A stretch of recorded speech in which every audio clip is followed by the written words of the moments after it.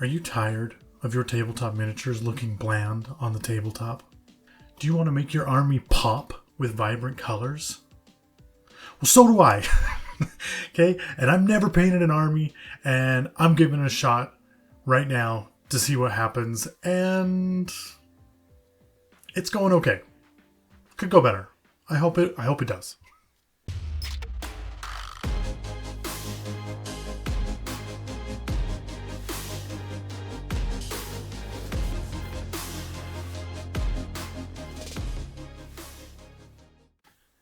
As much as I love tabletop gaming, I have never actually owned an army, at least not an official one. I mean, I got my 3D printed salamanders, right?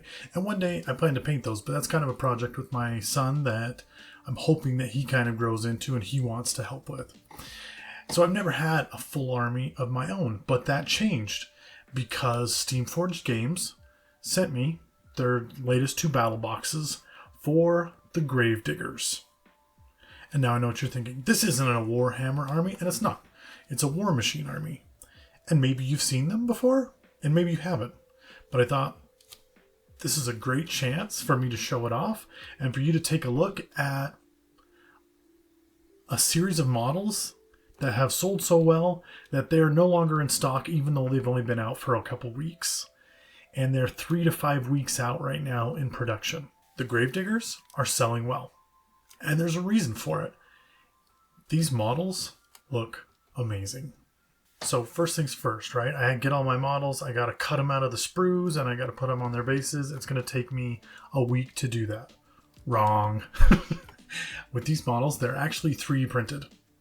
Okay, and so when they come in the box, you open them up, pull them out of the bubble wrap, and for the most part, you glue them to a base.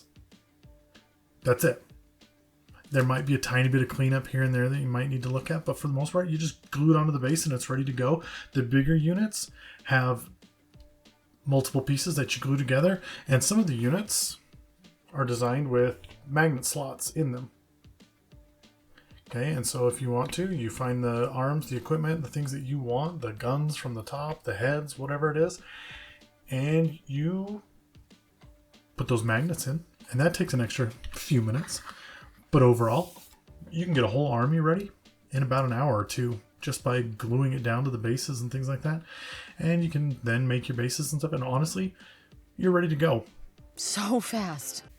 Okay. And what I'm painting here today is not a standard 100-point army. It's everything that I have for the Gravediggers right now, which is well over that. Okay. Most armies are 75 to 100 points. And so I'll be painting well over 100 points today, but it's so that I have everything that I need and I can pick and choose what I want to have in my army instead of just playing with the bare minimum, for $1,000. I mean, overall, these 2 boxes are pretty cheap right now. You can get an army going for $200. Pretty easy. And that's for a full tournament ready 100-point army specific, like a good list army. Okay. So first things first, I go out and I primed them. Okay. And this was a really sloppy prime. Okay. And what I mean by that is I primed them from all of the sides and from the top, but I didn't knock them over and paint them from underneath. And there was a couple reasons for that. First one is because I'm lazy. Okay. And I didn't have a ton of time once I decided to do this. Well, at least you're being honest. Number 2 is because I am going to come along and do a reverse zenithal, right? Where instead of painting with a highlight from above, I'm going to paint with a low light from underneath. It makes sense. Okay. I paint them blue from the bottom down, from the bottom up. Okay. To give some deepness to those shadows. And yeah, I mean, you could leave it black, but honestly, I am trying to do this middle grade, right? This army, it's not going to be, I threw 3 colors of paint at it and it's done. And it's also not going to be, I spent 20 hours per miniature to make this thing. It's going to be middle of the road, where I feel like most of us are at, what we want from our armies anyway. Okay, I mean, don't get me wrong, everybody wants it to be incredible, but That's a ton of time. So if you have that, congratulations to you. I'm shooting for what I think most people shoot for in this. Okay, and so I want some dynamic colors. And what I mean by that is I want that blue from the bottom. And for my zenithal highlight that I did on this, I'm not going to do just white. It's not just going to be black and white. It's not going to be your slap chop. It's going to be a yellow.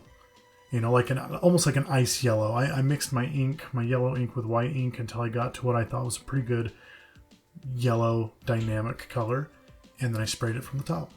And now honestly, with this being my first like army that I am painting, I'm not gonna lie, I don't know if this is a waste of time or not. I've talked about zenithal highlights. I'm gonna do my best to use them.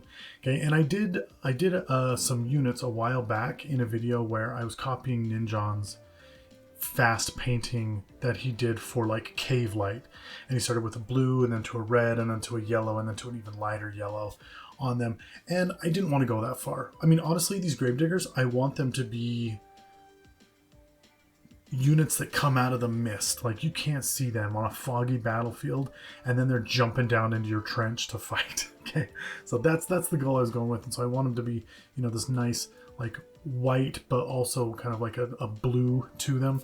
So anyway, I don't know if this zenithal is going to work because honestly I'm kind of, anyway, this is what they look like with the blue from below, and I think it looks really cool. And then I get out that yellow, I spray that yellow down from the top on a bunch of them.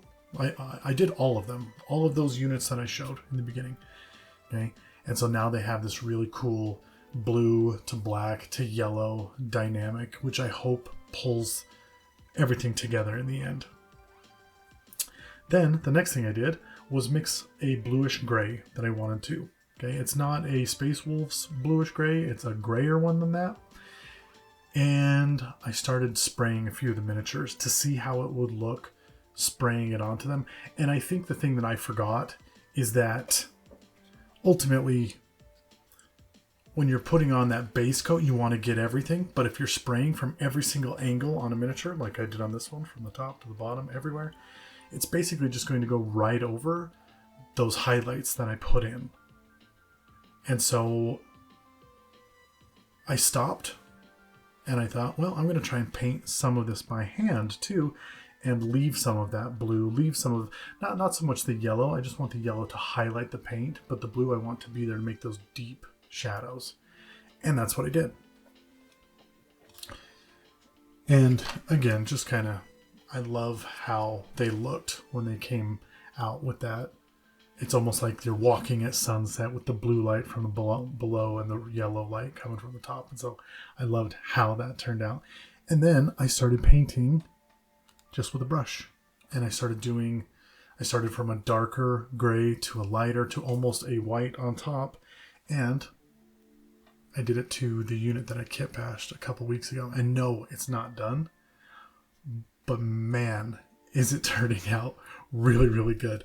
And I can't wait to try this on the rest. And I might even start airbrushing gray again just to do that base coat. And honestly, just from the top down. I'm going to do my best to leave those blues in there because I think they look so good.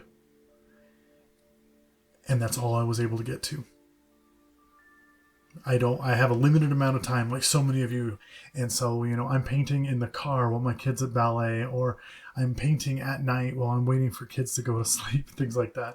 And so I don't have a ton of time to paint an army. And overall, I mean, to do the priming, to do the 2 zenithal highlights, it took me a couple hours. But when you're talking about 40 units, that makes sense, especially if you're doing each one of them as well as you want to do them. And I had paint all over my hands. I washed it off mostly, but my hands looked pretty scary afterwards. But anyway, this is part 1 of my army painting series. Hopefully I'm going to get it done in 2, maybe 3 by the time I do bases and things like that. But I'm really looking forward to how these will turn out. And I hope you'll stick around. I hope you'll stick around while I release those videos and I continue to paint. I'm getting better at painting all the time, and I hope that you are too. And I hope that videos like this will help inspire you to do that. I mean, I screwed up. I definitely screwed up with airbrushing the gray over the units the way that I did. And now I got to see if I can fix those ones before I screw up the rest of the army. But so far I found one way that I like and I know that it works, but it's super time consuming just to paint that one model. And granted, it's one of the bigger models that I have. It took about an hour and a half, and that's just for base coating, edge highlights, and things like that. I still haven't done, I want to do a oil wash on it and pull that oil wash off to get that dirty grunginess to it. And then I want to do some OSL with the eyes and a few other things. So is this a fast way to army paint?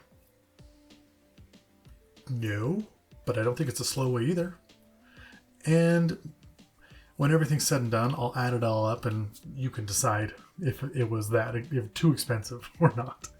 But anyway, if you want to see that, please like, subscribe, follow the channel, hit that little bell and you'll be notified when my next video comes out. I post weekly. And yeah, it's stuff from Warmachine to Malifaux to Warhammer to Necromunda. Like I'm all over the place. But it's all tabletop hobby stuff, and it's stuff that I hope will make your game experience a little better regardless of what hobby you're into. So, if you got any comments, if you got any ways to fix what I've done, I would love to hear them below. Airbrushing, I'm pretty new to it. Got any tips or pointers? Please drop them in the comments because I'm sure I'm not the only one that would like to hear what they are. And then, as always, don't spend so much time building your world that you forget to spend some time in it. Why paint all this stuff if you're not going to play a few games, right? And that's what I'm hoping for. I'm hoping that this will be my definite foot in to playing Warmachine. So, thanks for sticking around, and I'll see you next time.